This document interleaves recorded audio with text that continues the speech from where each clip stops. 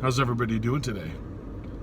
So it's easy to get caught up in the current world's dynamic, if you will. And what I mean by that is, you're going to work, you're waking up, going to work, you're maybe running a few errands during lunch break, and you're dealing with people, and everything feels like a rat race. Well, it doesn't have to be that way. You could slow things down a tad, if you will.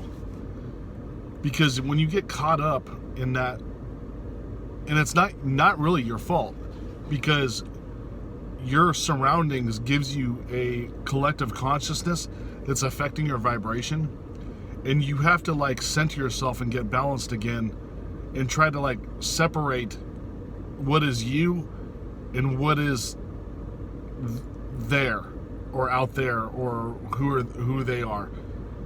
Because you're creating your reality, you need to step back and separate yourself from the rest of the world and view it as a video game. Because remember, I talked about it. This is a simulation where infinite spiritual beings have a temporary human experience. This is an experience. This is a video game. You've got to step back and become the observer, as if you're your own super conscious mind in your consciousness. If that makes any sense. I know it's complicated, but pretend you're playing a video game, right? And you're controlling the character, and the camera angle is probably maybe behind the character, so you can see the character's back of their head, and they can they're walking around. Take a step back and be that third, that bird's eye view of yourself, or that third person view, and observe what's happening around you. Just like meditation, you need to observe your thoughts in order to meditate and get those thoughts to calm down before you can clear your mind. You can also observe your actions in the third person while you're doing it. So when you go to the gas station, filling up for gas, paying for your drinks before you go pump the fuel, going to lunch, dealing with workers at your job, whatever the case may be, kind of esoterically move yourself out of body and observe yourself experiencing all this stuff. Because when you do that, you kind of wake up to what it is that your dynamic of your daily routine is. And because we're not most of us don't currently in consciousness make decisions based on clarity from an observer's position.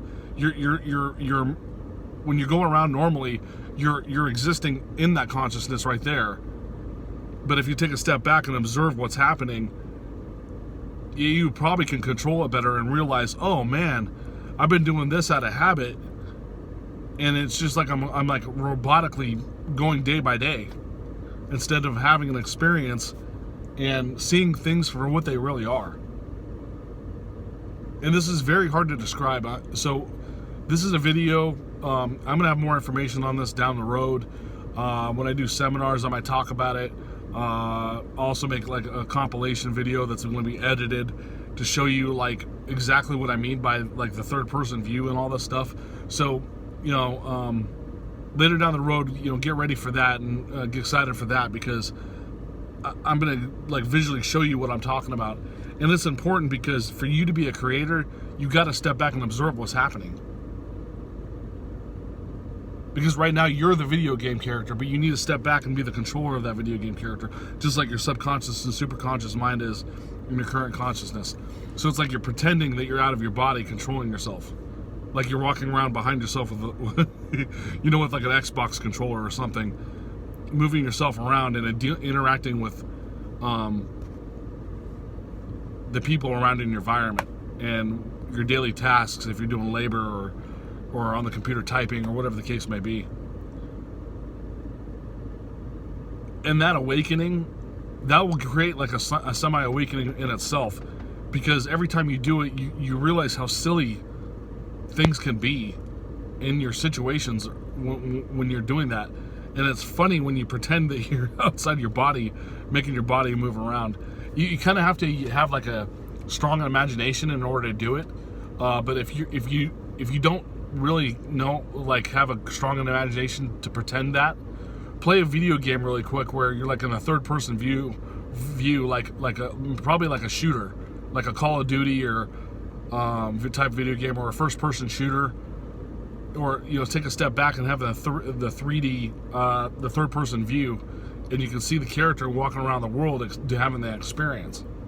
Just play the video game really quick so you can get the imagination in your head, what that may be like, and it'll help you there. But if any of you are like me, I have a strong imagination, so I can definitely see myself walking in front of me, being in those activities.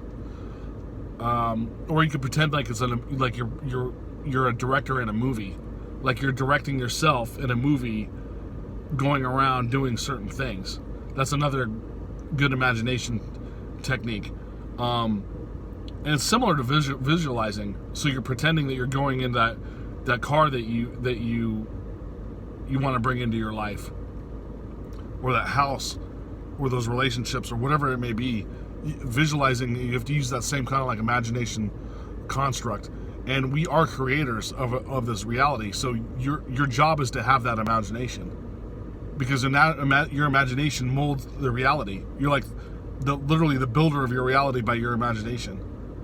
So if you work on your imagination more and more, your visualizing and all that stuff will aid you in the law of assumption and bring in a manifestation of what it is you want to create in your life. And if you have any questions, type in the comments.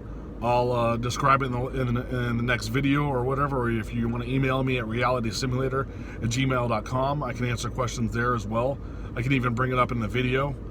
If you tell me, if I got your name or whatever, I can even mention you in the video if you so choose. I won't do it unless you say it's okay. I'll say, hey, so and so asked this, and this is what I'm going to say about that, if that makes any sense. But anyways, as always, I greatly appreciate you guys watching my videos, and have a nice day.